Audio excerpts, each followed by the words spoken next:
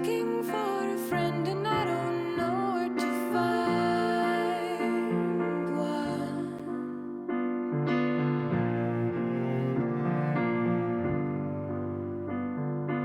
Take my hand. I don't want this day to end and I don't wanna look for a different skyline.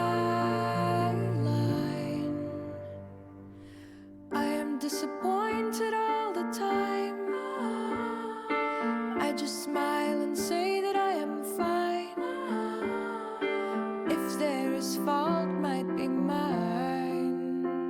I can't read the signs, but you could still give gifts though you are broke. Maybe just a smile or just a joke.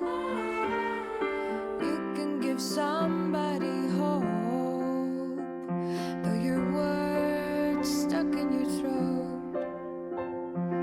Take my hand. I'm just looking for a friend and I don't know where to find one.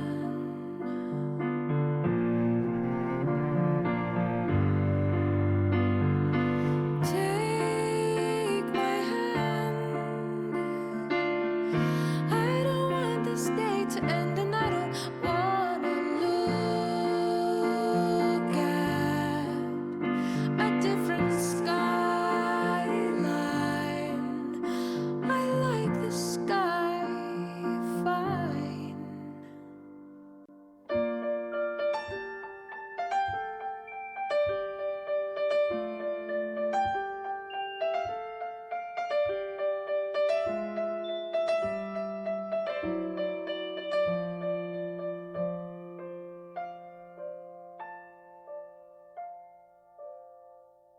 After all these years, it's still the same. After all this time, not much to say. I just keep walking away.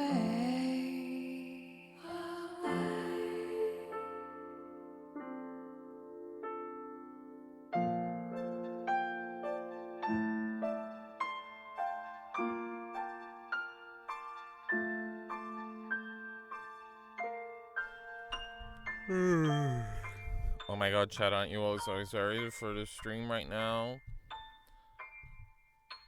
Oh, I gotta get rid of this fucking stream spouting soon thing. If only I'd learned from the million other times I've done that Grammarly, before. now We don't give a fuck about Grammarly, sir. Please, die. I love it when this happens every time I stream because the computer can't fucking handle it. I just want to make sure it's, like, working and stuff, guys, okay? Alright, this is getting going, too. Twitter's just been so spectacular recently, don't you think? Oh my god, I played all of Her Story last night, Elite. Why did I nearly say Elite RE? Like he's the chat. But I did it. Elite RE did like the tweet, though, so that's where I'm getting mixed up. I didn't watch any YouTube videos on it yet. Maybe that's what we'll do on stream. No, we have some other things. There was a look-back trailer. I briefly skimmed through it. I was asking funny questions about whether or not they will pay to put the Oasis song at the end. Now that would make a good movie. Now I completely forgot. I thought it was Goodbye Yuri that was being made into a movie. So I was like, oh, guess I have to read that nonsense. But I don't. I already read this one, chat. I read this one ages ago.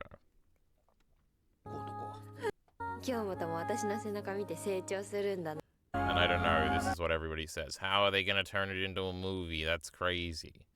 I don't remember it that much to complain about shit. And I remember thinking it was just okay at the time, too. So, you know, I'll wait and see. I'm sure it'll come out and everybody will suck its fucking dick. You know, chat, how they do with all that nonsense Chainsaw Man knockoff bullshit. I mean, Fire Punch knockoff bullshit. Now, the secret is, chat, we're actually not going to be on this window for the stream, you know. Still on all the same chapters for manga. We didn't read any manga. Like I said, I was playing video games last night. It took me like 4 hours. Pretty good. Oh my god, the audio is still up. I had to close Premiere because there's no way I could stream and do that. But look. What's it Fear and paranoia make people do inhumane things. Oh my god, I love Devilman. Anyway, where's my actual tab? It's over here. It's this one. This is the scary one. This is the one we need for today's stream. Now, Sichlitt is apparently mentioned in this video by another body talking about the toxicity of Griffith did nothing wrong / Casca enjoyed it argument. Uh-oh. Sichlitt's a rape apologist again, everybody. Let's buckle in to watch. I don't know why it's 24 seconds in. Oh, yeah, I probably did watch 24 seconds of it, huh? So we can always do that. That's always fun. Then there's this video by this dude. Now, this dude is like a YouTuber I always see the thumbnails of and I subscribe to, which means I probably watched one video one time.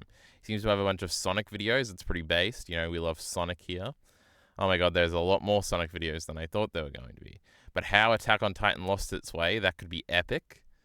The Promised Neverland lost its way. Uh-oh. We love Full Metal Alchemist, so you know he's a... We don't say that word here, chat. Oh my god, so many Full Metal Alchemist. And The Promised Neverland in a silent voice. So we're talking about anime and manga differences, it seems, here. The joke that killed an anime. What anime is this? It must be recognizable enough to get 1.5 million viewers. Oh shit, Turkey Tom is live. Yes, Elitari. Now get in the call, Elitari. What are we doing here? You think I'm going to defend Sichlitt by myself? And then I have a bunch of these other videos that are open, but they're not really for stream. They're just for personal watching pleasure, because I don't think any of them are that interesting. Though I do like this video a lot, because, you know, it's some silly Pokemon shit. Alita, you need to tell me now if you're interested in getting in the call, because it is daytime, so the brightness has to be up, and while I'm still in the Discord call, it is killing the battery at triple the rate, so I need to decide if that's worth it or not. I could have just asked before I started streaming, but guess what? I didn't think about it then. I kind of want to see, because I looked up... Now, let's just go on our Her Story tangent for a second. Her Story review IGN. See, I looked this up because I was going to look it up for some extra motivation right before I started playing it. But it doesn't seem like IGN has a review. They've just got this little commentary here. Not joining today. He couldn't even spell today properly to make it go down easier. And now I'm very sad about everything. What a pussy. We hate pussies here. I was like, I bet if I stream now, it'll be a better time for England, so Sichlitt can join. But then I noticed that it's like 3 a.m. in England, so I don't know about that. Also, I didn't upload the VOD last time, so I got to remember to do that today.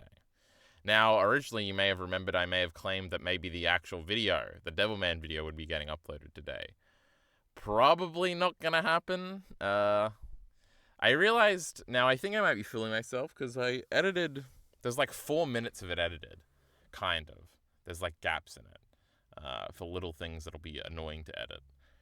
And I'm like, oh shit, this is actually an easy as fuck edit again. Because it's just about Devilman, and I can just source it all from like the one, because each volume of fucking Devilman is one chapter on Mangacy, so you can just scroll through the thing, and like all the things you'll need are there. You just got to crop them out, and it's really easy. You don't have to go searching for much. But then I realized that's just like the first third of the video, which is like the recap ending shit. And then I actually start talking about sort of abstract shit that I have to figure out what the fuck I'm going to put on screen. So it probably will take longer. I don't know. I'll see. I want to have like at least half of it done today. I haven't started working on it today because I was trying to figure out what the fuck I was going to do. Now, what did I do today? Nothing really. I watched some videos. And I decided to stream. Sick. I've also been playing more Battle Revolution. It's a little difficult, you know. But I didn't play that today yet. But I probably want to, huh? Anyway. Let's see what the fuck this is. Hi, Jared Petty here for IGN, joined by Jared Petty. Brian, what are we looking at here? We're playing Story.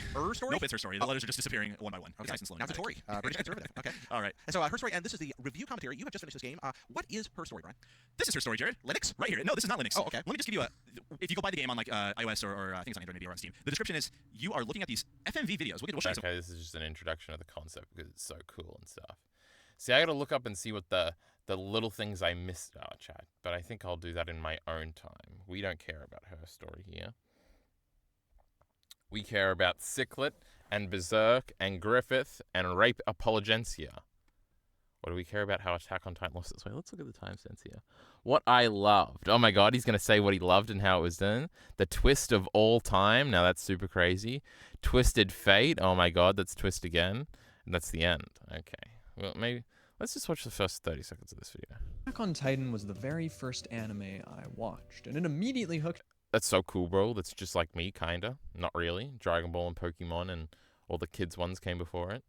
me in a way so few stories ever do. I just sat there watching episode after episode after episode, completely entranced. In a way, it was more than just a show to me, as weird as that sounds. It was a gateway into another medium entirely, and maybe that's part of why my passion for the story never wavered. Well, until the end. Now, I know this topic has been discussed a lot. No matter what I say, I'm probably beating a dead horse. Some liked it, some didn't. If you did, heck yeah, that's awesome. I wish I did. If anything, the anime ending seems like it got a really positive reception. And yet, Oh my god, 8.91 on Mal. We're all famous and I'm here, validated. because 3 years chat. after reading the final chapter and 4 months after the final episode's release, I still can't stop thinking about it. So yes, this video is about how I think Attack on Titan lost its way. But it's about more than that too. It's about why I love this story in the first place. It's about the characters I cared for, and about the themes and ideas that connected with me. It's about everything I have to say about the end of Attack on Titan.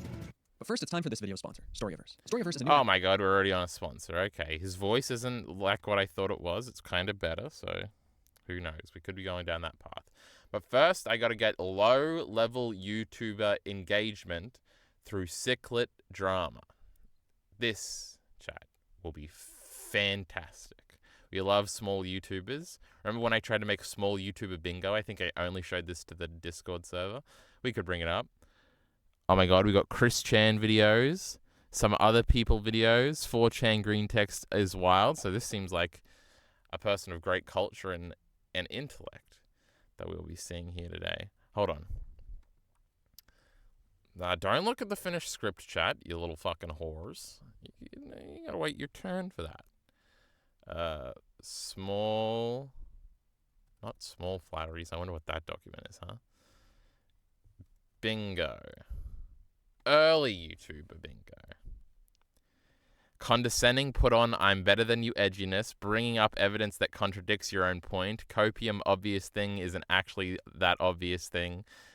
Detailed argument. Out of nowhere comparison to another thing they've seen. Hot take that's actually hot and against the grain, which is always cool. Old opinions from the fandom principled to the extreme. This is the best guy ever point. We would call it. Fan fiction, how I would have done it. And then I got most of these from that Nobody Understood Mikasa video. Elite already reacted to this on stream one time because I made him. It was great.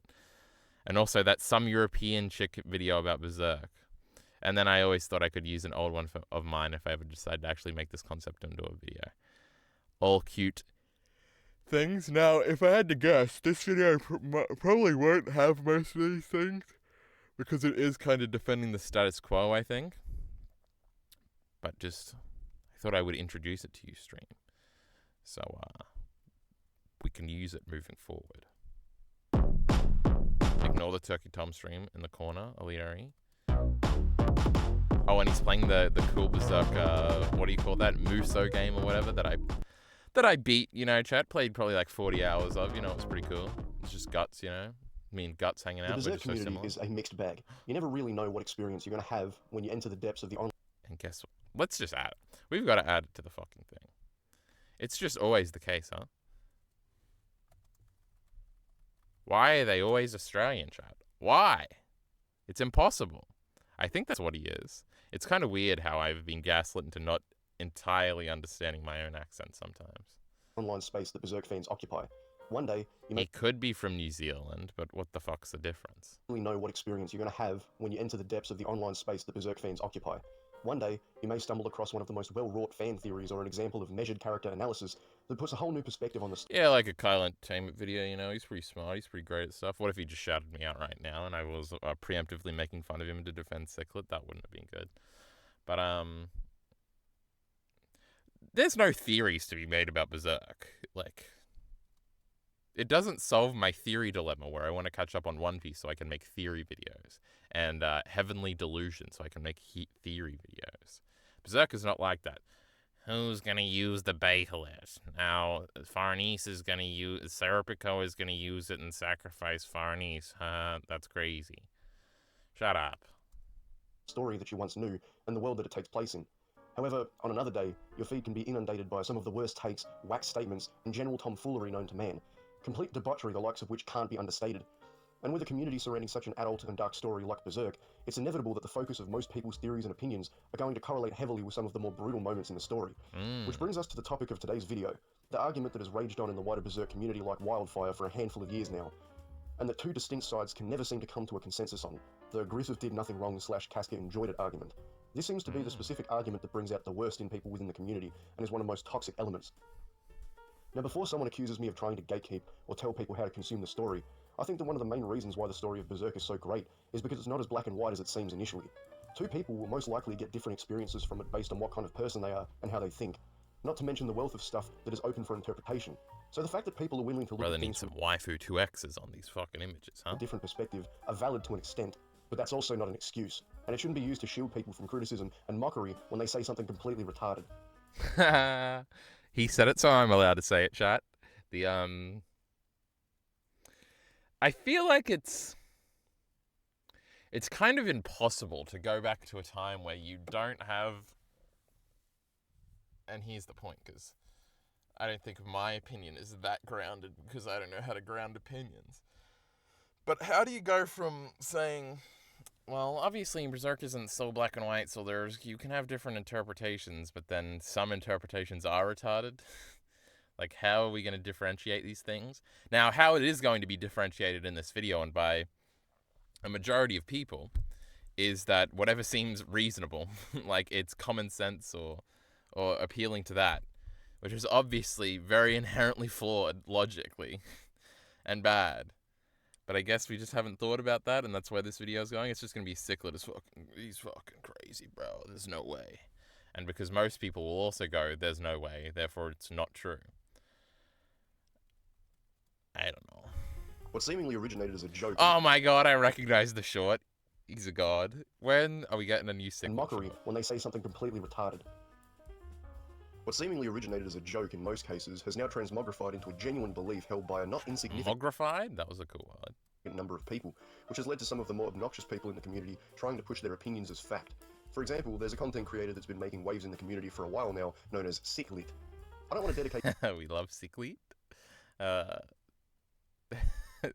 I wonder, because I'm so disconnected from fandoms generally, I think the only one I have even been vaguely connected to, well, even with Attack on Titan, I was kind of, my engagement with the community was like my comment section and how that reflected more generally. Like, it's not like I was watching other people's YouTube videos about Attack on Titan. Well, I guess there was a little bit of crossover with, oh, I forget the guy's name.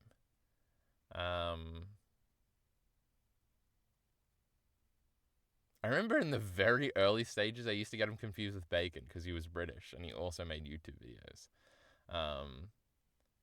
I feel like his name was Almighty something. I can't believe I've forgotten his name. He was like one of the first other YouTubers I ever interacted with. But I remember I interacted with him a little bit, and I feel like there was another person that we kind of interacted with. But even then, there weren't a lot of like big YouTubers making videos about the manga, especially not week to week. God, he's so famous. Sichlitt, yeah, he is famous. So I guess I've always been disconnected from fandoms. It would be fun to be very engaged in it or something. But I feel like then it has to be like you're 100%, like take up 100% of your attention span. But it is funny to me if Sichlitt is known to people besides us, which he obviously is. But like, oh, in the general fandom, Sichlitt's been the talk of the town for like 2 years now. And it's like, oh, I want to see. too much of this video to discussing him, and the main reason behind that file now known as Sichlitt. I don't want to dedicate too much of this video to discussing him, and the main reason behind that Oh, but that's why we're all here. because I'm still not entirely sure if he's a Oh, I see. Oh, we don't know if Sichlitt's a troll. It's funny. The 90 likes to the I don't know. I feel like this actually might be an okay like to dislike ratio. Now, I could install that little what do you call those, plugins or whatever, to see what the actual ratio is, but I don't want to. If Miller was here, he would tell us. Now, this is always, oh, hold on. I'm getting an idea. Lots of hearted comments. in the comments section. That's another classic to try and it's good. I used to do it too, where you like try to hide the dissenting opinions in the comments. You don't want to delete them because then you look like a real pussy. But if you hide a bunch of the other ones, it looks great. Immature teenagers, man. Sichlitt's still a teenager, isn't he? Little Sichlitt. Troll or not.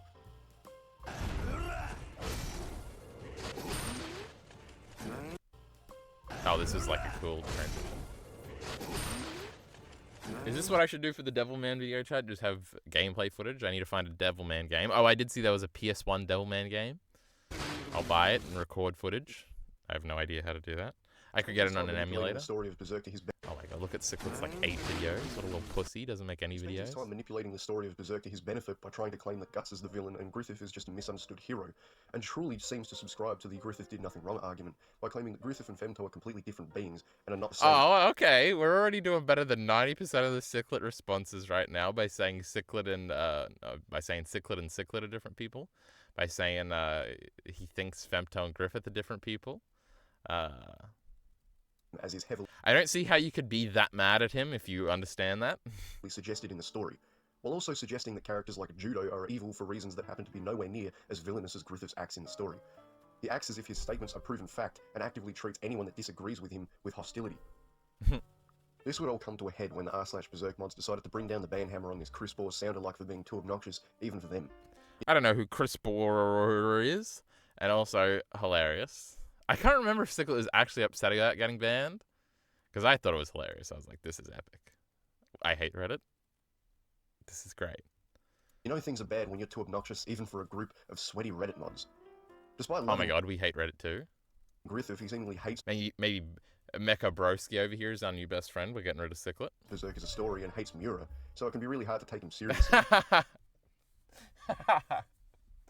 Oh, I love the hating Mura part. It's so funny. Especially because he's dead. And people get so emotionally involved in it. For completely stupid reasons. So, I don't know. It's like... In fact, I do remember vividly seeing a comment interaction that he had with a user who, after criticizing Mura heavily for being a pedophile of sorts, someone said, you know, he's dead. You gotta let Mura rest. You know, he did a great thing in his life and he's left a legacy behind, so let Mura rest. And what is Sichlitt going to say in response? It's going to be great. Sichlitt effectively responded with, let Jimmy Savile rest, which, if you know who Jimmy Savile is, you understand the level of toxicity involved with his response. And That's a very big pedophile from Britain, okay? Is he the one that was a wrestler? I can't remember. But there was a big wrestler pedophile too. We're not talking about Pat Patterson here, chat. the kind of person he is. A lot of Griffith haters like to argue that Griffith was a narcissist, as evidenced by the fact that I love the Sichlitt voice. he believes himself to be special because his dream is that much bigger and stronger than everyone else's, and he feels as though he has no equal and does not care about anyone beneath him because they have no dreams of their own. At first glance, this argument makes a lot of sense. Griffith sounds like a massive cunt, but when you pull back the layers and do some simple inference calculations, you'll realize that he did not mean it at all. But here's the thing, I'm not really sure if this guy's actually legit. Everything from the way that he talks to his interactions online instantly call into question how legitimate this guy really is. And if he is a troll, well, he's one of the most dedicated I've ever I seen. gotta lead Ari. This is the Destiny argument, you know? Sometimes people are just using too much irony and he just can't tell, and so he's mad because he doesn't want to look like an idiot if he engages in a troll. It's not fair. In a long time. And I mean, you can't say it hasn't worked for him in other ways. His channel sits at 3.5k subs, and his videos have accumulated over 5 million views. But if he's not, That's nothing. I'm sure I've got way more than 5 million views. well, he's got some issues to work out. For the most part, he just seems like the average contrarian, the kind of guy that goes against the grain Oh my god. That's why we like him so much here. just to stand out from the crowd, but he's definitely not the only cringeworthy toxic individual in the Berserk community, troll or not. I just wanted to bring him up and mention him because it's a pretty interesting situation that's continuing to this day within the community. Now, Sichlitt is weird and obnoxious, but if I had to say anything... Oh, we're gonna say, well, Sichlitt's just the tip of the iceberg here. Now we're gonna get into some actual degenerates. And now it's gonna be boring about people saying rape is good or positive something. about him, it would be that his production value for some of the more long-form videos he's done is actually pretty decent. And, Oh my god, Sichlitt, the master of visual comedy. and while I absolutely disagree with most of his opinions, there is a lot of potential for measured character analysis of Griffith as a person that many don't talk about that could really expand the character beyond what people think of him now. And I also do absolutely agree that the God Hand truly manipulated him during the eclipse. They showed him a version of himself as a child building a staircase of corpses to his... Nah, Griffith did it. kingdom, and even a vision Imagine if he called you out next for saying, "Who cares? The author is dead." True. If he cuts out the end of the Griffith video, it would be fantastic. But I think I have faith in this young man. He's a little smarter than I think of guts those people are. supporting his choice. That is manipulation. Do I believe that Griffith would have still decided to join the God Hand even if they hadn't done that?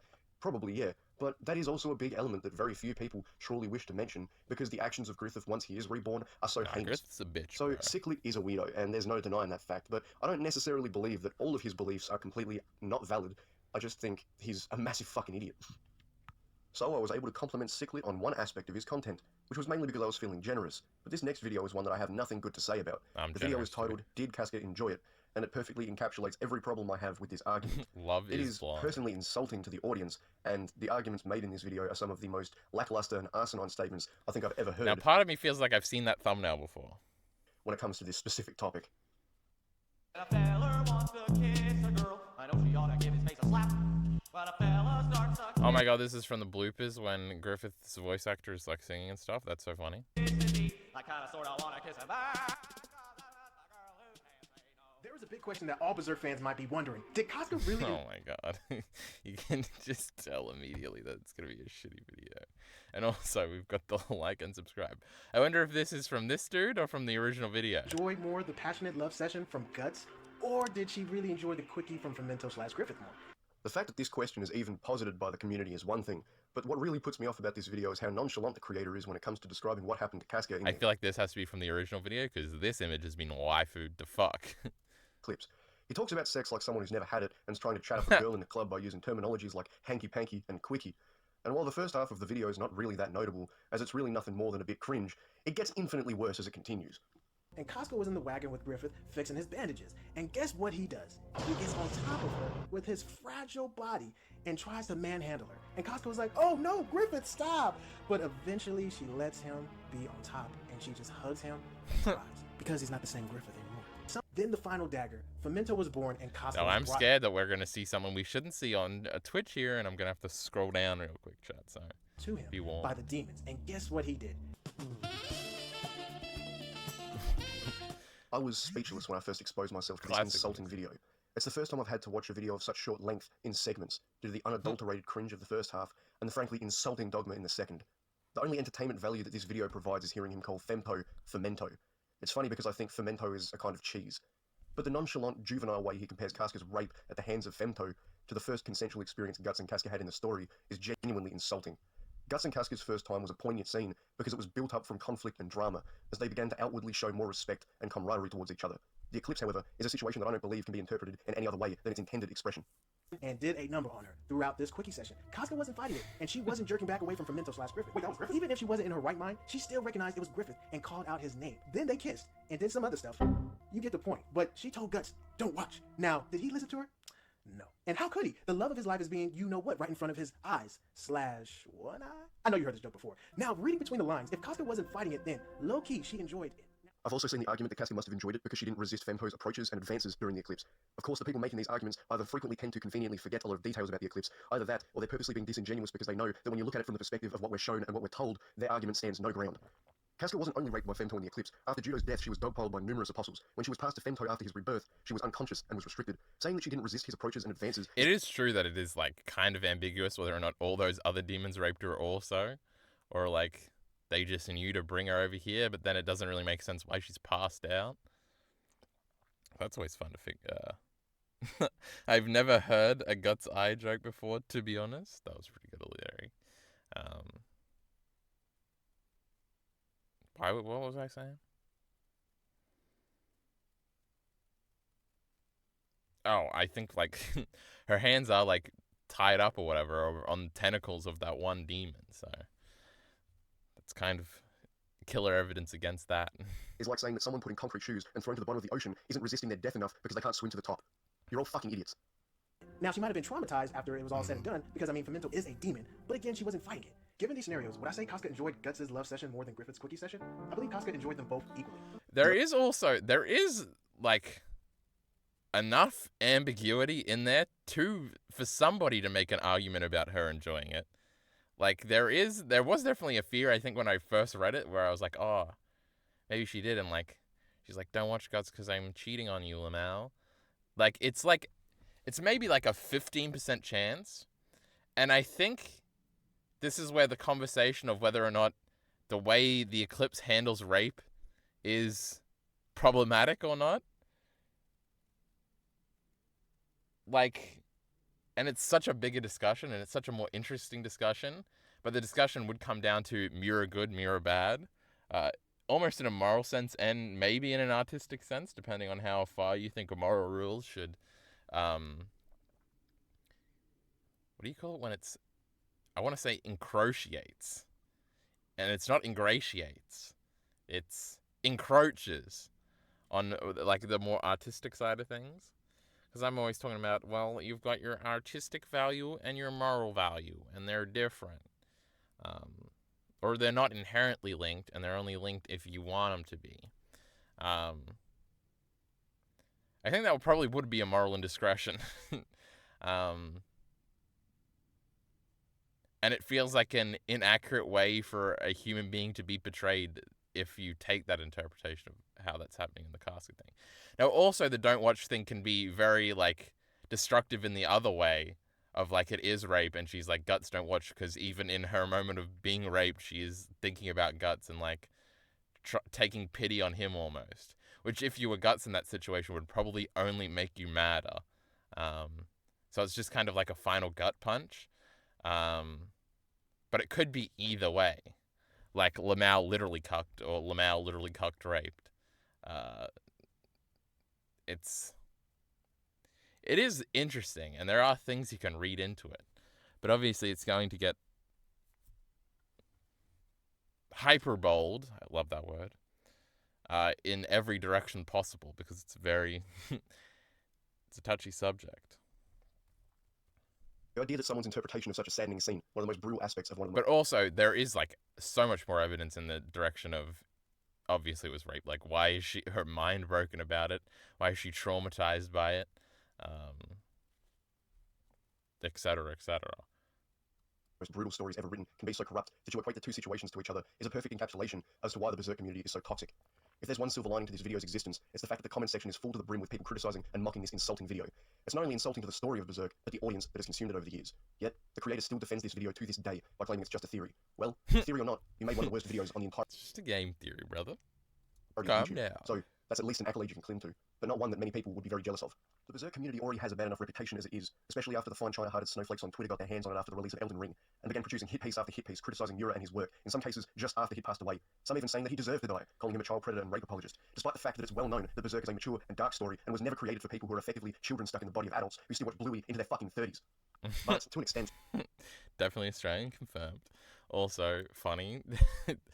I love how the demonic in the shadows Twitter has destroyed Berserk for every, like, small Berserk YouTuber who has to make a response video at the snowflakes on Twitter who are in the liberal game industry who liked Elden Ring and decided to give Berserk a chance and didn't like it. It is funny. Where's my spreadsheet of video ideas? Open. Oh my god, there it is. It makes me want to make this video. No, that's not problem. I'm trying to find the problematic Berserk and problematic media. It'll be the greatest video of all time. We'll talk about all this in depth. It'll be great. I want to see all the best Twitter threads, and I want to agree with them, just to piss off the Berserk community. That response from those people was predictable. The kind of people that would besmirch the name of a beloved artist because they refuse to create art that conforms to the extremely linear, moral, and ideological beliefs of a group of people because they can't comprehend things existing that they don't like, was something that many people even expected. But it becomes more worrying when a community supposedly dedicated to admiring the work of a great artist begins falling apart because of things like this. If I wanted to, I could make a video that would probably... Oh my god, you're making us look bad in front of the Twitter people. Chill out, Sichlitt, you bitch. I don't know, it's a bit of a mischaracterization of the Twitter people who are probably having a moral issue with it. Now, they probably don't understand the moral/artistic distinction either. Though it's entirely possible they do, and they just do let it overlap, because you can let anything overlap. But that would all have to be jotted out in a video to be better understood, I guess. be around 5 hours debunking the comments that I've seen arguing this point. But I won't ever do that for two reasons. Firstly, it would be incredibly repetitive because a lot of the people that argue this point simply repeat the same phrases. There was that. It's a better video than this one. Though this video isn't terrible or anything. That I forget. I always fuck up his name. Where is he? This one. He kind of did that, where he was responding to Twitter things. I think it would be interesting if one of these smaller Berserk YouTubers just, like, spent, like, 3 hours going through Twitter threads and arguing with them. That would be fun. Ad nauseum without actually corroborating their beliefs with any evidence or fact. But secondly, because I don't really have an answer to this problem. And there's also this, like, evidence and fact nonsense. I don't know. So simply doing that wouldn't really result in any benefit to the wider community. Now, as a general rule of thumb, I disagree with the concept of kicking people out of communities purely because they disagree with the common consensus. When Sichlitt was banned from the Berserk Reddit page, it wasn't because he disagreed with the majority, it was because he was a hostile, obnoxious, annoying person, and the mods had plenty of reasons and grounds to ban him. I don't side with Reddit moderators very often, but in this case, I can understand why they decided to do what they did.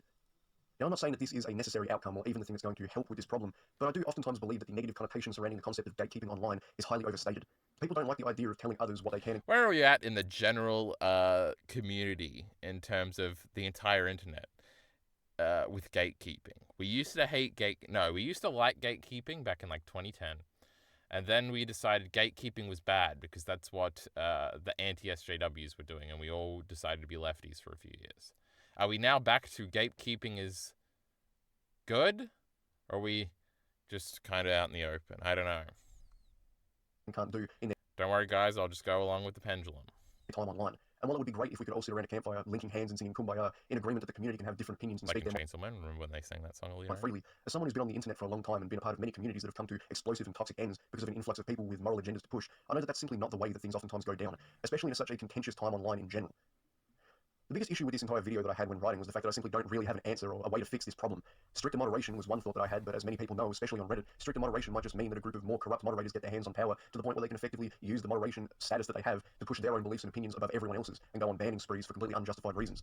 Maybe splitting off into different subsections and subcategories of the community based around people with different beliefs and opinions, but again, that usually just causes more conflict as one side believes that their ideals are more morally justifiable than the other and try to get the other removed. Because in the modern internet age, the idea of letting people live and let live simply isn't viable. People need to feel like their option is the only option, so they will try to destroy and get rid of any other variety online that exists, if it means that their ideas and their perspective and standpoint will be left the only one standing.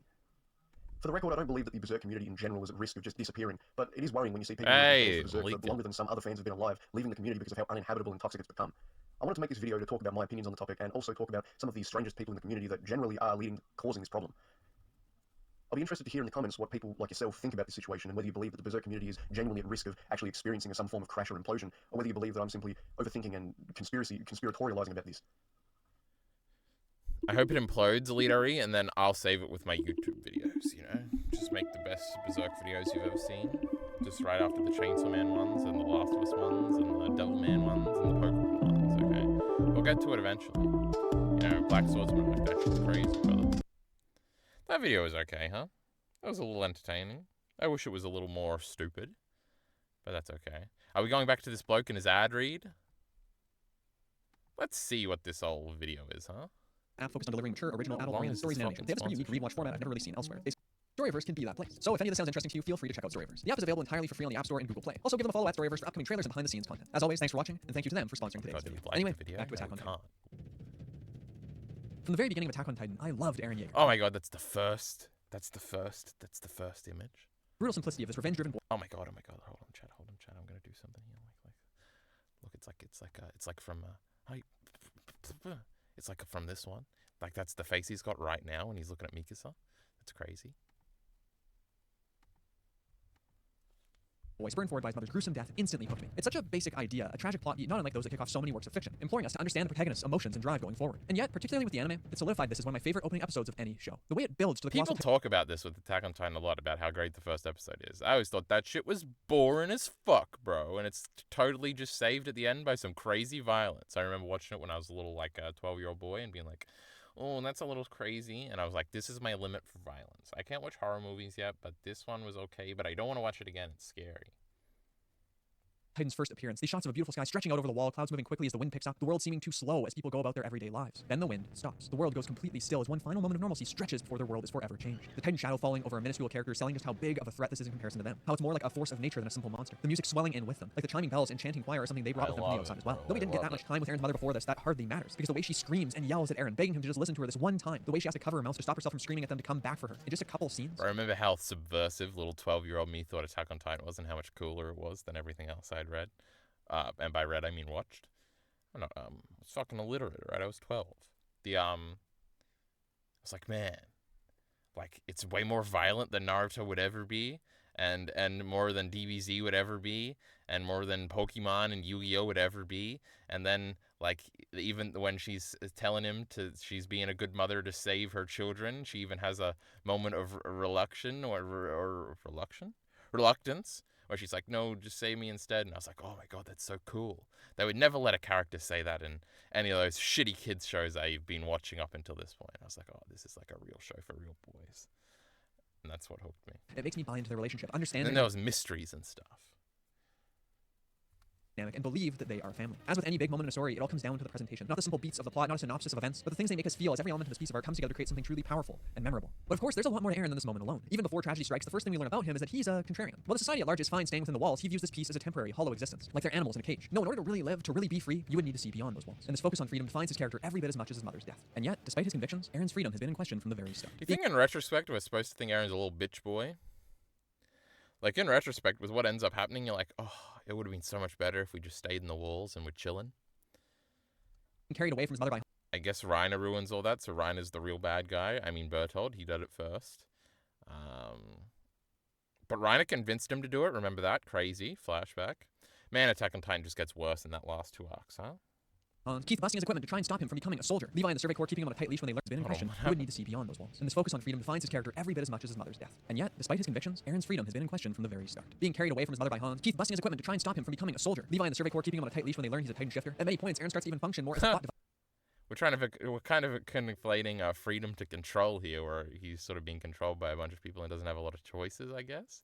It's kind of cute, but it's kind of stretching it. An protagonist, getting kidnapped and moved around from scene to scene. His moments of action few and far between. There's so much standing between him and his goals, and a lot of that is simply out of his control. In the end, it all leads to a natural question. How much freedom has Aaron ever truly had? Altogether, what makes Aaron so interesting to me is how brutally the story challenges his ideals. Because on its face, Aaron got what he needed here. The power necessary to defeat the Titans and win his freedom. And yet with that same power, he gets more restrictions. So for Aaron, every win has a greater loss buried beneath its surface. Like how right away, Aaron turning into a Titan brings Aaron's whole worldview into question. The Titans are bad. They're the monster. So what does it mean if Aaron, for some reason he can't possibly know, has become one of those monsters? This way, his transformation manages to implicitly challenge him on the most fundamental level, turning the premise of the story and Aaron's convictions on their heads. And naturally, this is only used to push back against him more. After all, with this power comes responsibility. He's humanity's ultimate weapon. So this can no longer be his personal quest alone. He has a duty to his companions, to his people, something larger than himself to live for. And yet, where others may see purpose, aren't these also just more restrictions? Perhaps the worst when responsibility comes in, you just lose all your freedom, bro. That's crazy. thing this power does to Aaron is make him lonely. After all, some of him must have already felt that way before when the world was seemingly at peace. But now he's joined the Survey Corps. He's surrounded by comrades with similar goals. And yet, due to his powers, he's left isolated, worrying that he won't be able to build relationships built on trust or have anyone he can rely on. And how couldn't he feel that way as the number of lives lost protecting him continues to climb higher and higher? And when his comrades suffer deaths every bit as brutal as his mother's. Squad and Levi's death changes Aaron. But it's not just the fact they died, it's the way they died. That Aaron chose to trust the plan and run away. That he chose to believe in his growth. To think that he could be something other than that child hopelessly rushing toward a Titan. And yet, it didn't turn out. Even with all his training and power, it was so much like that day, and it made him feel like a weak child once more. So now he needs to be worth that loss. Failure isn't an option. Trying his best simply isn't good enough. And other characters tell him this. Let him know what they expect of him, what he needs to do. And if he can't do that, if he won't, well, then they'll keep pushing him. And even if they don't, the world certainly will. And isn't it only natural for someone to crack under all that pressure? Following failure after failure, Aaron finally has a moment where he stops fighting. And seeing him at this pathetic low, knowing he's capable of such a pathetic low, it only made him more compelling. This is kind of a good summary, like stringing together like a thesis, I think. I think it's doing an alright job. Especially we're already up to Uprising shit, and it does all follow, and it is kind of true. In the way I understand it, you know, we don't believe in facts here, alright? But, it does seem to all escalate into the, like, hey, dipshit, you've got a responsibility, and then cracking under that responsibility, and then moving forward from that into the, what do you fucking call that stupid shit? Whatever, the one up after the Uprising arc? Is that the Clash of the Titans arc? Oh my god, I'm forgetting things, chat. Or is that's season 2, right? What the fuck do we call? What do we call the season 3 part 2? I hate that I know it as that now. Fucking this anime doesn't exist. Take me back in time. What do we call that fucking arc, Elite? Tell me again. It's the Battle for Shinganshina or something? The Shinganshina arc? I don't know, or something like that. Because there he kind of gets his confidence back, and then he's crazy, bro. Return to Shinganshin. Now that shit's lame.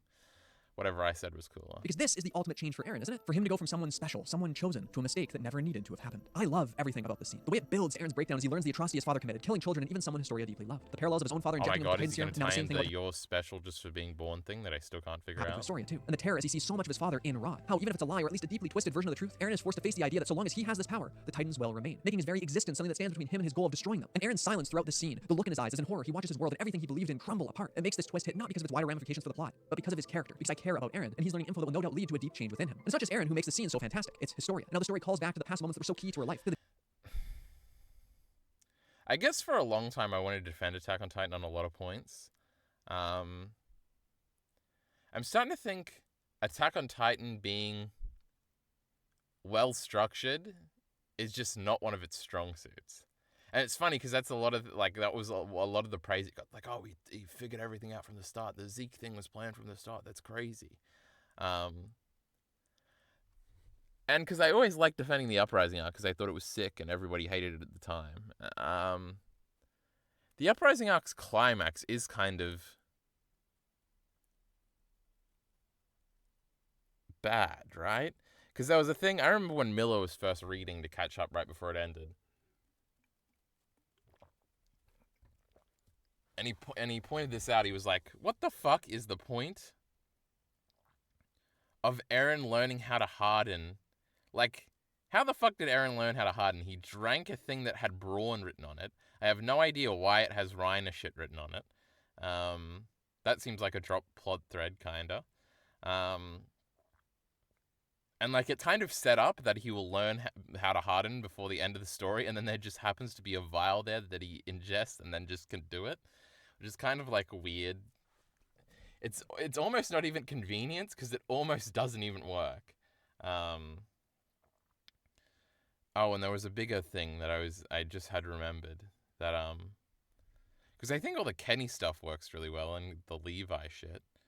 Was it to do with his? Oh yeah, where there's like a cool choice and Eren decides, oh, just kill me, whatever.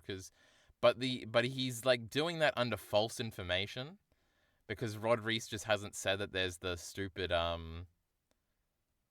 curse thingy where you don't have free will if you're a royal family member and you have the founding titan, right? The vow of, I want to say celibacy, of peace or whatever it is. Vow of celibacy. That's what Zeke wanted to do. But so it isn't really a choice. Like, it would have been more interesting if the world would have been saved much quicker if Eren had just killed himself. Maybe if you zoom out it works, and if you say like, oh yeah, if Eren had just killed himself at any point, the world wouldn't have got rumbled, I guess. But I don't know. The more I do think about Attack on Titan things, the more I'm like, maybe Attack on Titan's like appeal is that it's very flawed, you know? But I used to hate it when people would say that about shit. Like, even though it's flawed, I still love it. Shut up. The deep-seated anyway, reason this all has to be filtered through a reread and a contextualization of everything that is yet to be done. He can't just be a pawn in Rod Rice's scheme, and why she decides Eren can't be either. Live your life with pride. And there's no need to spell anything out in dialogue beyond that, is there? Because this image of Ymir with the beautiful sunlit sky behind her, it gets across the tone and deeper meaning so... Oh, and but then Attack on Titan has things that are just so good and so fascinating that you're like, oh my god, this is the best shit ever. It is a 10 out of 10. Better than your shitty fucking favorite series. But that Berserk piece of shit, where you're like, this is like a terrible message. Like, Historia's the bad guy here. Like, living your life with pride should not, like, overtake the betterment of society, right? This is a bad message. Bad. But Attack on Titan portrays it as such a good thing. And this always goes back to the old Kyle Entertainment minty talking point of, is Isayama retarded? And is he just putting these in because he hasn't thought this shit through? Or has he thought this shit through and has still come back to being a layer 1, which makes him a layer 3 genius, where he's just like, yeah, don't try to make society better, just live life kind of for yourself, because that's the only way you can. It's like an ultimate sort of like pessimistic message, which is sick. It's passing on that descriptive devil man baton. well in a way heavy-handed dialogue never could. And when Eren does manage to get a win following this scene, it doesn't simply feed his freedom complex. Instead, he walks away from the seemingly more mature, understanding that this power isn't truly his own, that he's no more special than anyone else. The great power comes from joining together. He doesn't need to view these restrictions as a negative. Instead, he needs to accept that this is how his life is now, and that there's an important... Does he have a realization that it's about joining together?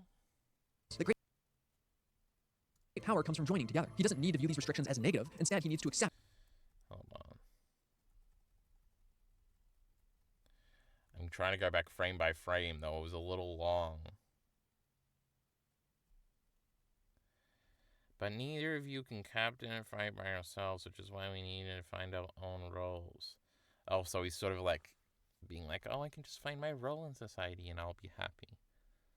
I guess. He doesn't need to view these restrictions as a negative. Instead, he needs to accept that this is how his life is now, and that there's an important purpose in that. But then the basement happens, and everything changes once more. Before this moment, the outside world was a source of hope for Eren. He may have stopped focusing on that shared dream with Armin as much, but it still stood as a bright light at the end of a very dark tunnel. Now, though, well, he learns from his father's words and memories that the world outside the wall is every bit as cruel as the world inside. In fact, it's probably... See, this is why Attack on Titan is the ultimate cynical Devilman sequel. Because everything, there is no light at the end of the tunnel. Everything sucks, remember? He hates the outside world and everything. Probably worse. So is there really freedom out there, or just more obstacles and enemies ready to take their lives? Of course, Eren's answer is clear. Those enemies on the other side of here. If we kill them all, does that mean we'll be free? And the way everyone else is so excited, but Eren just looks almost detached and confused. It really sells him as separate from these soldiers and his friends, his memories, his understanding of his father's words. Once more, they've changed him, and he understands his role doesn't simply demand deeper responsibility. No, there's something more sinister there, something born only from seeing this truth about the outside world. Which is why, to me, the best moment surrounding this twist isn't the flashback to Grisha or any of the shocking revelations that come with it. No, the most meaningful moment is far simpler than that. I don't know what the right choice is. How can anyone know the future? We still don't know a thing. Flaming water, frozen plains, snowfields on sand. There's an endless number of possibilities. I think on the other side of the walls, there's freedom. Much like with the story's premise, this terror is equally brutal and effective in its simplicity. A pack of wild dogs killing a young girl, killing his father's little sister because he made one terrible mistake, because he dared to go beyond the walls. Titans, dogs, or any other creature, it doesn't matter. This is a world where cruelty lurks around every corner, where so long as there are people around, suffering will follow. Underlying... The Grisha analogy to Eren. Grisha went outside the walls, and his sister died. Eren went outside the walls, and he died, and all of his friends got to live and have a happy ending. This is why Eren is good and Grisha is bad. How do we like that video? All the complexity baked into these strange supernatural systems, titans and serums and shifters and paths and all of it. The moments that form our characters' emotional cores are often so simple, so easy to relate with. And that's why I was able to understand how Eren, after learning about this, would become every bit as cold and cruel as the world he was forced to face. Eren's conversation with Reiner here has to be one of the story's best scenes. Finally sitting with his character again, but seeing him so different, laying out Reiner's perspective with a cold... It is funny that I read that scene like 70 times to do that Jaeger Master Plan thing, and I thought it was like finished, but it is made like probably a lot better. Now, I haven't gone back to read it since I finished the series, but I assume this all has a way better context knowing like how everything ended. Confidence and conviction, telling him how before he was like a child, unable to understand Reiner, but now he gets it. He's engaged with the wider world, has learned how everyone is so similar, how they all have their own perspectives, dreams, and justifications. It feels like, in a way, Eren has grown up, has come to understand that he can see humanity in the enemy, can see himself in the enemy. More than anything else, Titans have... It is a funny disconnect that we always used to have when we were like, man, Eren's just a bad guy, he's trying to genocide world shit, man. Like, he does have that speech about how the outside world isn't like a bunch of different evil people, they're just the same. And it's just an unfortunate circumstance that's unavoidable that they're going to want to kill us all. I guess the Jaegers don't have that perspective, so that's who you can be like, oh yeah, fuck you against. But for Eren, it's like purely practical and not that emotional, except the sort of the base level motivating emotion might be there. Have gone from monsters to objects of pity, people who had their freedom stripped away from them by a force greater than themselves. That even holds true for the likes of Annie, Berthold, and Reiner, who he hated so much. Ellie and child soldiers fighting for Marley, much of their autonomy taken from them. So now Eren's revenge isn't against the Titans, it's against the people who took freedom away from the Titans, from him and his friends and others like them. And yet, somehow, that hasn't made Eren any kinder, any less violent. In fact, it's just the opposite. Because if he can see himself in the enemy, that means he understands their fear, and he knows that, just like him, they won't back down. They're too similar, which is exactly why Eren chooses to be like Reiner, killing the enemy regardless of how many might be innocent, all because of his sense of responsibility, all because of his desire for freedom, and all because he simply doesn't see another option. Yet, underlying all of that, there's such a simple question. Why was my mom eaten by a Titan that day? And the story's willingness to take its time on this development, to follow another set of characters entirely for multiple chapters and episodes, barely mentioning or showing Eren throughout. It's bold, but it makes the parallel between Eren and the rest of the world so much more powerful, because now I'm seeing Eren through the eyes of characters I also understand so well. Because now, much like how Eren forced himself... Because with the fucking... But Eren's the one that made his mommy get eaten or whatever. I guess maybe he's presenting this now as such a good thing. Oh, and then Reiner has to admit that it was his fault. And then he's going to be like, and then he retconned it at the end. And that's why the enemy fell off. Fuck, I was going to give my take, but now I forgot it.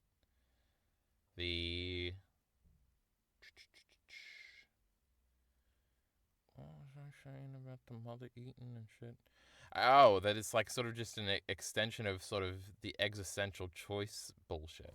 Where it's like, sort of the belief that everything that ever happens to you is because you manifested it that way. So all the bad things that ever happened to you were your fault, and all the good things that happened to you were your fault. It's sort of the ultimate personal responsibility type thing. Where it's like, but it's like made actually literal, like fatally, as in fate, not as in like fatally as in you're dead. Fate-wise, it's made like literal by a supernatural force in the narrative to sort of highlight the theme, I guess. I don't know. Himself to spend time among and understand the enemy, the story has forced me to as well. And that's the only reason I can truly feel how much of a monster Eren has become. This is the type of emotion-driven storytelling that's only possible for me when proper time is allotted to it, and when characters are put at the center of the action. This is why the basement twist works so well for me. Not the moment of reveal in and of itself, but the sheer commitment to its implications and how it impacts Eren. It truly felt like all the challenges I'd watched him go through up until this point had culminated in this. However, there was still the simple fact that all I could do now was try and read in Eren's motives. Because even after this, we no longer got much in the way of internal monologues from him. Ever since the multi-year time skip following Eren at the ocean, he had become a mystery to be solved, his plans up in the air. It was another bold narrative choice, and one that kept me reading with bated breath, waiting for whatever grand reveal had been cooked up this time. And it led to what many consider Attack on Titan's greatest twist of all. And the moment I started to fear, Attack on Titan was losing its way. This is it, everybody. After chapters and chapters of Eren and Zeke trying to touch brotherly bonds, they've finally done it, and they're inside paths together. They're going on a tour through Grisha's memories. Zeke still thinks Eren's being influenced by his father's brainwashing, but that was never how it happened. In fact, Zeke couldn't be more wrong. And that's where we get the big, brain-busting reveal. Eren told Grisha to kill his family in the Crystal Catacombs, and Eren told him to take the Founding Titan for himself. And Oh, is it going to be Time Travel is Bad, the video? That would be epic. That would be spectacular.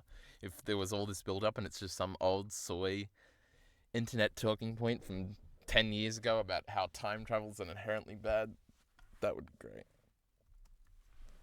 Didn't like this moment. Well, maybe that's too strong. As I read through the chapter and saw the masterful presentation of Grisha's shock and terror, saw Zeke's realization of how wrong he was, and the simple cool factor of Eren's commitment here, I was shocked. And just like with many of Attack on Titan's best plot twists, it had taken my breath away. But then I set the chapter aside and I just thought about it. I thought about the wider implications, about what it really means if Eren can manipulate the past, if he already has manipulated the past. And that's when I got a little concerned. Because here's the thing, I already loved that past scene between Eren and Historia in the catacombs, and a big part of that was because of Eren's terror at what his father had done. I had already grown attached to this version of events where Grisha did something for his own reasons, but they were entirely separate from Eren, something that he played no part in, but now this wouldn't have happened without him. So yes, we do get a really cool twist here, but the cost of that twist is that my prior interpretation of the scene, an interpretation I've already grown attached to and that made perfect sense based on all the information provided, now becomes incorrect. And the emotions I felt, well, they feel undermined. Now, I want to be clear here. In this specific instance, this isn't awful by any stretch of the imagination, because that prior scene still retains a ton of its emotion. After all, regardless of what happened later, this Eren at this point in time still needed to face what had happened, still felt these emotions and this pain, and it still built up his relationship with Historia and showed her strongest and most compelling. If anything, Eren becoming the person who caused this, after being so horrified about it, well, it's a fantastic way to solidify his status as the story's villain. Plus, okay, the connection with Ymir here, like that we go from the other Ymir telling Historia that she needs to live free, which inspires her to tell Eren that he needs to live free and do what he wants to do and that he can't give up, which then is reflected when Eren tells the original Ymir kind of the same thing to break her free from her chains, just like how Historia broke him free from his chains. And that's just, it's great. It's super cool. I love it. So really, in and of itself, this I scene never thought about the chain symbolism. is great, and yet I still had concerns. Because yes, while it worked here, this brought in the possibility that Eren could manipulate the past again. Prior scenes could take on new meanings. He is going in the mother direction, chat. I'm just a fucking genius. I know where these idiots are always emotions I going. previously felt and the interpretations I'd grown attached to, they could be undermined. And what if the next time it wasn't so successful? At the time, I brushed these concerns aside though, because while I could sit here questioning things, I had trust in the story. So I decided to roll with the punches, give it good faith, and just believe in the process. Like sure, I could question whether maybe Eren would have gone back to save his other friends or his mom, but there would probably be a good explanation for this. Heck, maybe even the explanation was right in front of my face, and this was a one-time event only made possible by Eren and Zeke touching, Eren sharing Grisha's memories, and the power of paths. If that had been the case, I would purely be singing the scene's praises like anyone else. But of course, that isn't what happened. Instead, the Attack Titan's hidden abilities related to the past and the future would go on to shape the rest of the story's narrative, undermining so much of what I had grown to love about it in the first place. As far as I'm concerned, the final chapter of Attack on Titan is easily the worst of its entire run. An uneven, sloppy mess that attempts to twist, recontextualize, and elevate all past material, but instead only makes the story worse. However, it's not as though everything leading up to this was perfect. No, there were plenty of nagging issues that slowly chipped away at my enjoyment of the story. But most of these were relatively minor, things where if I had loved the ending, I probably would have been willing to look past them or see them in a different light when I went back. Instead, though, the ending brought these flaws to the forefront, and I found myself focusing on them more than ever before. For example, following the rumbling, I was left with the feeling that at times, things were just too easy for our heroes, like Armin and Connie just happening to run into Annie, which is the only thing that allows them to join forces against Eren.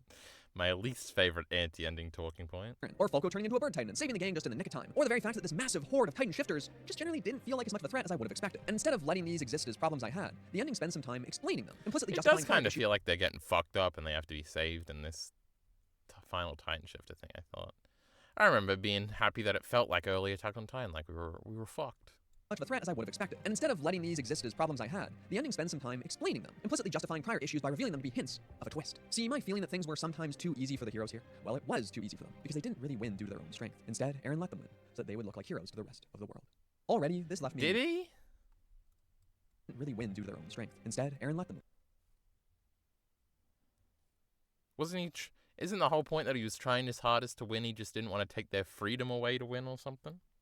So that they would look like heroes to the rest of the world.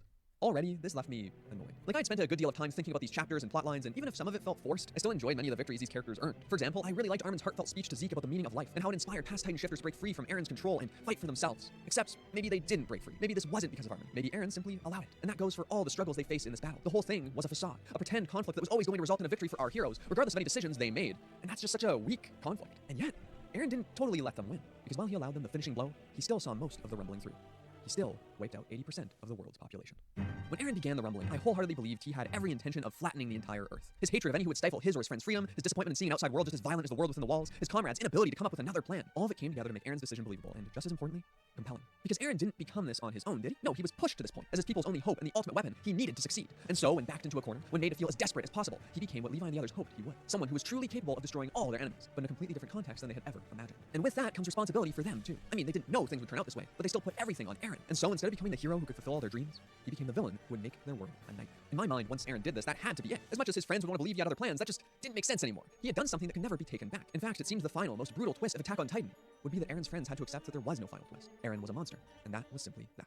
So when it's revealed that Aaron allowed it to stop 80% in, well, I'm confused. How could he possibly rationalize this? If he wanted to lift his friends up as heroes, shouldn't he maybe let them stop him earlier? By all accounts, he's condemned them to a life of fighting against people who will no doubt fear them more because of what he did. After this, when I go back and read everything following Attack on Titan's big time skip, the material is just less interesting to me. Where before I saw a version of Aaron who was a villainous culmination of all his prior flaws, the choices he had made, and the terrible world he had seen, now there's something else. A confused, half-hearted character who, despite being placed into the role of villain, is really just waiting nearly 50 chapters before he can reveal his deeper plan, no matter how irrational that plan is. And so the twist has only weakened this arc, an arc I have spent about a third of the story getting in plan, no matter how irrational from the I only feel like twist is. And so the twist is it irrational? Like, did he have to specifically destroy 80% for them not to be strong enough to just kill Paradis still? I don't know. has only weakened this arc, an arc I have spent about a third of the story getting invested in. However, this is far from the only twist at the end of Attack on Titan, and definitely not the only reason Aaron does what he does, because he manages to achieve his goal from the very start of the series. He manages to rid the world of the curse of the Titans. So, Aaron That's does what he right. does. They can't turn into Titans anymore, so there really is no like actual way for Paradis to defend itself. Because I guess he could have just let them keep being Titans, but that would like destroy the whole purpose because then it would get passed on and the shit would continue, etc. manages to achieve his goal from the very start of the series. He manages to rid the world of the curse of the Titans. So, how exactly did he do that? Well, he forced Mikasa into a situation where she would need to kill him to save the world. And when Ymir saw this, when she saw Mikasa kill the man she loved, it inspired her to break free from her own twisted love of King Fritz, thus erasing the Titan curse. And, I've got a problem with this. A big one. Aaron and Uh-oh, Itari. Ready to fight? Got your fists up? Mikasa's relationship. Oh no, it's Aaron and And, Mikasa being cool. I've got a My problem with favorite. this. A big one. Aaron and Mikasa's relationship. The recontextualization of this scene and the way it haunts Mikasa is one of my favorite things about this final stretch of the story. It was always just as horrifying as it was heroic. The fact that this child was emotionally capable of murder. In fact, the further the story goes, the more it becomes clear that this was the core of Aaron's character all along. While to Mikasa it showed her how she could fight for herself, gave her the strength to live, it also should have shown her that he was a person capable of shocking violence. Of course, though, she didn't see the potential darkness in this act. And why would she? He had saved her life. Yet, as the conflict grows more complex and his actions unforgivable, her perspective on the scene is brought into question. And it's clear that it tortures her because she loves Aaron. She's always wanted to be with him. So does this red scarf around her neck symbolize the way he protected her, or does it symbolize the blood left in his wake? And as she learns more about the Ackerman clan's past, as Aaron claims that they're drawn to protect their host by a biological instinct they can't shake, rather than her own care for him, well, she begins to question. See, this is another Isamu's retarded point, where it's like, okay, it is cute. The scarf is red because it's blood, and it's like the blood that was spilled to give her comfort, basically, which is the kidnappers three people had to die for one girl to be safe. Are we trying to make this is a difficult moral consideration thing? Now, obviously, the kidnappers are very much the aggressors in the situation, and under certain understandings of any sort of personal autonomy / self-defense, you're allowed to kill your fucking kidnappers. Does Isayama just not understand self-defense as a concept, and is he just putting this because he was thinking one day, man, it's kind of crazy, you know? If you're killing, like, should you even kill, like, 3 people just to save yourself? Like, the math there is, like, -2 lives. That's crazy. What the fuck? Is he literally like that? Which I think is probably how most people think about moral situations, right? Unless you've actually thought through or had somebody explain it to you, like a fucking YouTube video, or hadn't done an ethics class or something. What? Is that it? Is that, and the rumbling is just that on a larger scale? Like, that kind of works if you want to say Isarm is a moron. About the Ackerman clan's past, as Aaron claims that they're drawn to protect their host by a biological instinct they can't shake, rather than her own care for him. Well, she begins to question everything about her own motives and feelings, to question if she I should make a video called "Is Isayama Retarded?" But I'd have to call it Is Attack on Titan retarded because I have to commit to my silly author is dead nonsense. Isn't the scarf black or something? I did just have that thought, like in the original manga pages. Was it black? Even has free will. For her, that's why killing Eren represents breaking free from the chains of twisted love. And this all sounds good. And it is. I care about and understand Mika's side. Also, King Fritz and Eren ain't equally as bad because King Fritz is like a rapist and stuff, and Eren never However, did that. there's another equally important side I don't care about the same way. Eren's. Because honestly, I didn't know Eren reciprocated these feelings. Like, obviously, I knew he cared about her, but I didn't know he loved her romantically. In fact, I thought this moment where Mikasa went in for a smooch and he vowed to protect her kind of confirmed otherwise. He was saying, like, just on the day before. True! Giving me those 2017 Kyle Entertainment talking points. He would always protect her. But that didn't mean this was also romantic, and we didn't follow up on any of that potential. I mean, Mikasa always looked like she was ready to But slice this a is woman also retarded convention anime asexual shit. if they dared speak with Eren for too long, which heavily implied she still had these feelings for him. But what about Eren's opinion of her? Save for one moment in chapter 123, they never talked about it again. So from chapter 50 through 123, that led me to believe that Eren had rejected her feelings. If I'm wrong, I would like to see more about that and to have been given an opportunity to care more about them as a potential couple. In all honesty, I never even thought they had all that much chemistry together in any way, like as friends or potential partners. That's not to say this was a problem. He worked well enough as a sort of bratty sibling, frustrated with his sister's overprotective nature, but their dynamic rarely went all that far beyond that. It was fairly one note, but it also never got undue focus. Until now. Until it becomes so instrumental to the very end of the series. So honestly, I don't have a problem with Eren getting a pathetic moment like this. I'm fine with a bit of that desperate side of himself coming out here. My issue is that it's brought about by a romance I have little to no investment in. But then there's one more side of this. Ymir's side. And this is fascinating to me. How could this girl love the man who did this to her? Just how? I mean, seriously, how? I would love to see it. I would love to get enough of her perspective to go, oh yeah, I get it now. But no, that doesn't happen. Instead, we get him torturing her and making Oh her my life hell. god, Elite RE, are you ready to make your YouTube video? But I'm going to need more before I can buy into and believe she loved him, and more importantly, feel things about it other than confusion and annoyance. Really, all the emotional heavy lifting here is done by background details or broader concepts, like Ymir smiling here, or the concept of Stockholm Syndrome or trauma bonding just being a thing that I've heard of before, so I guess it could justify this. But as usual, I was just about to bring that up. It's like, that is kind of the defense, right? Oh, people love people that are mean to them all the time, like in abusive relationships. Usually it doesn't start out abusive, right? It's not like, oh, he punched me and then I fell in love and then I kept getting punched. It's usually like, oh, I fell in love and then 3 months in he got mad at something and then he hit me and then it just escalated from there. So that is kind of... Is he saying I'm a retarded, chat? Ymir wants to be happy like everybody else? Yeah, because she watched somebody kiss or something. We've all heard it, Elite RE. the details are what matter. We get so little of that with Ymir. Instead, Eren simply tells us what happened. And that's a lot less powerful than experiencing her change of heart for myself in a more dramatized way. And that's really the problem with a lot of this. I think it works well in the Ymir situation because it is so abstract and they're really not characters. They're just sort of images we are shown with slight bits of dialogue sometimes, so you sort of get away with it through the ambiguity of it. And obviously I like that shit more than like most other things in the story where it is way more fleshed out, because being fleshed out is lame, you know? Why does everybody think this about Ymir? Because Elite RE. We don't get to see enough. For example, Eren has Make a response video, Elite RE. Compile all the videos and say, well, this one is stupid because of this, and you'll be a millionaire. most of the members of the hero crew, but we only get to see Create Armin. some drama, The others simply have a pussy. panel or two reacting to whatever he said that happened. And that's a lot less powerful than I don't experiencing want to create any drama either, Elite RE. It's okay. or change of heart for myself in a more dramatized way. And that's really the problem with a lot of this. We don't get to see enough. For example, Eren has conversations with most of the members of the hero True, it needed a bunch more chapters. crew. Remember but that we talking point? only get to see Armin's. The others simply have a panel or two reacting to whatever he said to them. and that's it. True. Yeah, and because they only get such a brief response, I'm left distant from their emotions at the very end of the story. Key points of their perspective skimmed over, and since what we see from them, to me, feels like a relatively positive response to his actions, I'm left even more confused. They wanted to stop the rumbling, didn't they? Well, sure, I guess they did, but 80% is still gone. If I were them, I would be horrified and angry that he had done this, confused why he would think this would help them become heroes, enraged that this idiot somehow thought this was worth it. But I could be convinced that they I mean, I feel like the Alliance doesn't have like much of an emotional hang up in anybody dying in the rumbling, right? It's more just it is sort of the proofy Sam isn't retarded, where he sort of understands, oh, the moral thing to do is to not just let a couple billion people die for your benefit. But it's not like an emotional one. Like, I guess it's usually portrayed that some people have like emotional things, like stop killing the people. But when you don't see it and it's immaterial to you, you're like, what the fuck? I don't care. this way if I, saw anything about their conversations here. A big part of this is tone, which can be so hard to quantify. Just how these little moments and nuances add up to create something that works perfectly fine for some and feels off to others. And when I read this, I got the sense that the tone was supposed to be tragic, but also Eren was being framed as something of a hero, especially with how his friends reacted. And I can't see anything remotely heroic in him anymore. Because 80% of the world is gone. The Jaegers are going to cause problems. Hanji and so many more of their comrades are dead, and the remaining countries are definitely going to want to see the rest of them dead. This is almost the furthest thing from a victory. And the tone here feels more akin to an action blockbuster than the horror I would have expected. And even Armin's conversation with Eren, which we get a lot of stuff about, doesn't really work for me. At times it comes across like we're going through a checklist of plot points Eren needs to discuss so the story can make sense. sense so the plot can be revealed. So when Armin says, "Thank you, you became a mass murderer for our sake," well, actually, I'm fine with that in and of itself. I can believe Armin would say this to his best friend who, as far as he can tell, has basically lost his mind. To me, this feels like Armin trying to comfort Eren during their last moments together, understanding that there's really nothing to be gained by reprimanding him now. However, I still don't enjoy it because it feels like there's a piece missing. I would expect true shock and horror from Armin here, from absolutely freak out, even if it won't really gain him anything. Because this is the biggest betrayal possible, flattening the world they promised to see together. How could anything be worse?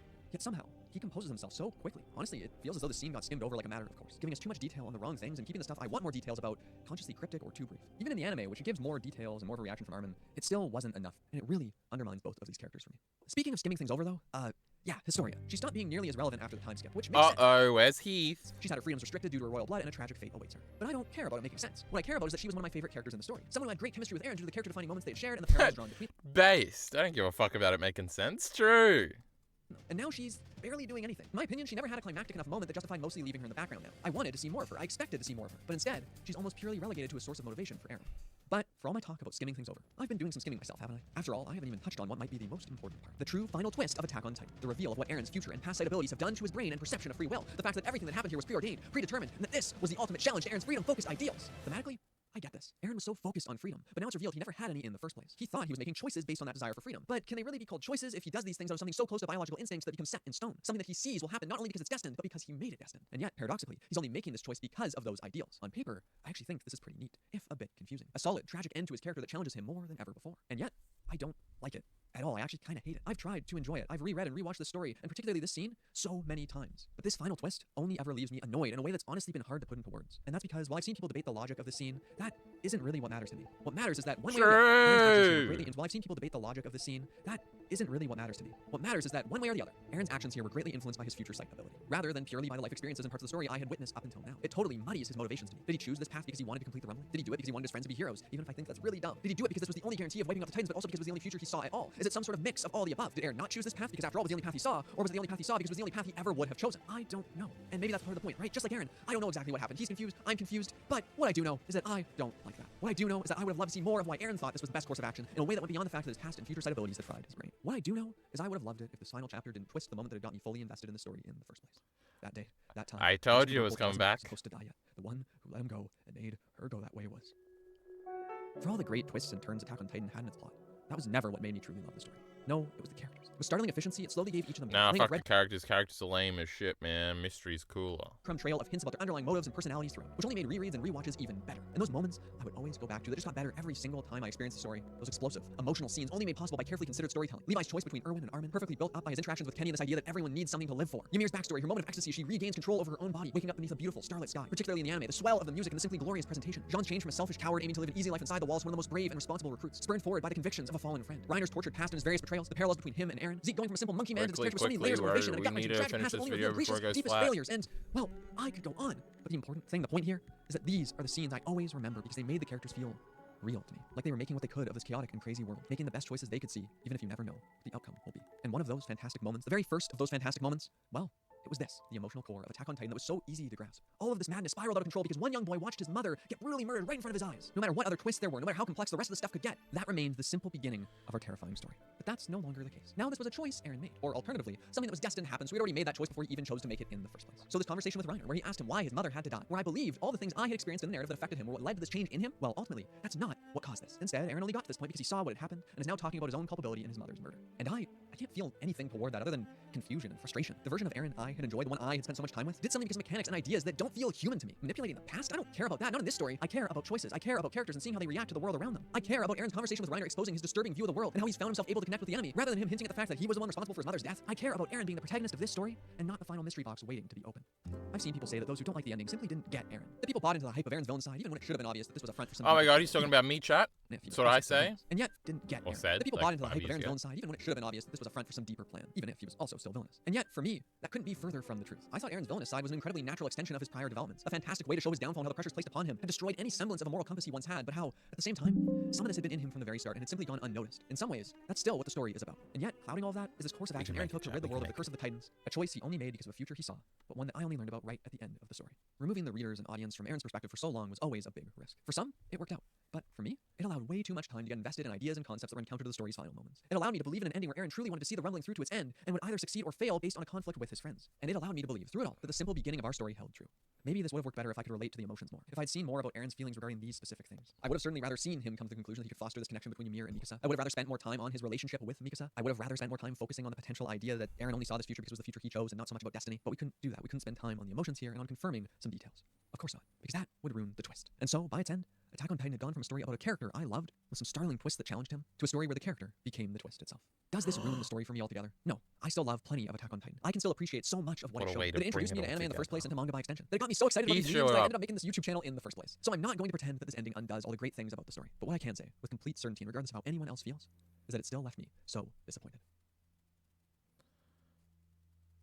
He'd be saying, that's big true, big boy. That's big true. Imagine if Film Buff reacted to video essays. Wouldn't be better than my reaction, right, Elite I have the best reactions. Only the good reactions. Okay, chat, you gotta get the fuck out of here so I can make sure this laptop doesn't go flat so I don't have to reopen all these fucking hundreds of thousands of tabs. So, get the fuck out of here, you know?